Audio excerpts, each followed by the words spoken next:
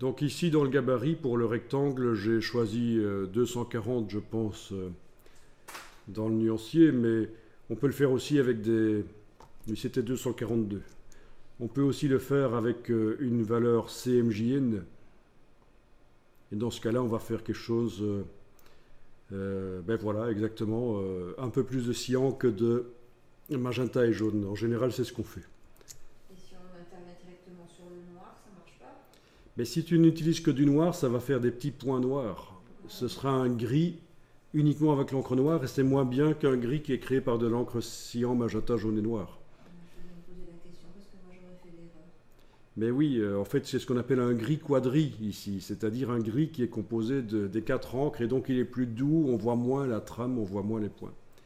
Et donc en général, on va faire quelque chose du style 5, 4, 4... Voilà, 5, 4, 4 et on peut mettre un 2. Enfin voilà, c'est... Mais toujours un peu plus de cyan que de magenta et jaune. Ça marche aussi donc avec du quadri. Donc vous voyez ce que c'est la quadri. L'impression en 4 couleurs. Voilà. On voit d'ailleurs sur les petits icônes à côté, quand c'est en Voilà. couleur ou en 4 couleurs. Voilà, ça c'est la quadri. Voilà. Cyan, magenta, jaune, noir. Bon, ben ça marche aussi, le principe est le même. Et dans un PDF pour l'affichage sur écran, les 4 couleurs vont être transformées en RVB dans le PDF. Il n'y a pas de problème.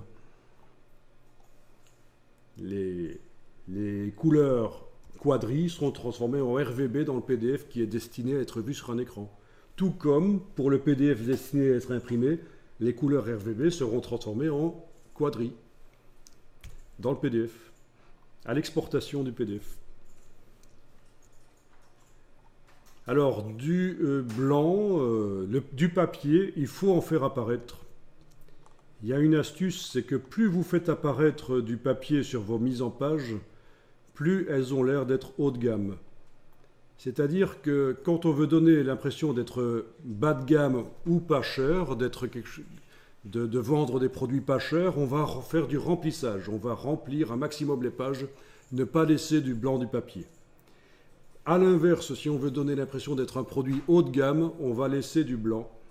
Alors, je vous montre un bouquin qui parle de ça. Ça s'appelle « Les espaces blancs ne sont pas votre ennemi ».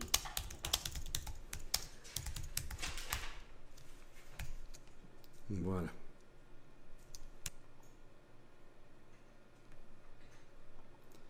Et donc c'est un bouquin qui démontre que quand on fait de la mise en page, il vaut mieux laisser des espaces blancs.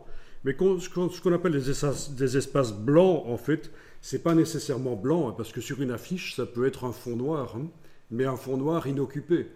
Vous laissez du vide, en fait. Donc, il est à la vente ailleurs. Voilà, donc il montre quelques extraits ici.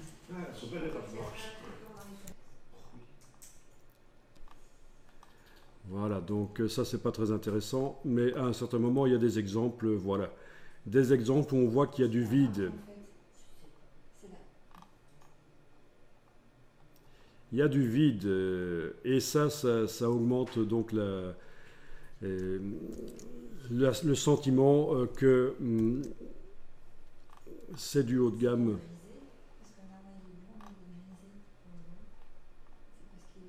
Bon, je vous laisserai découvrir ça. Ça, c'est juste la page de chapitre, mais ceci dit, elle applique ce qui est préconisé ici. Bon, il n'y a pas énormément d'exemples finalement qui sont visibles là. Bon, c'est un bouquin que j'ai dans ma bibliothèque, mais je n'ai pas pensé à vous l'amener parce que tout ça est très lourd. Mais il est disponible aussi en livre électronique, j'ai vu. Ok.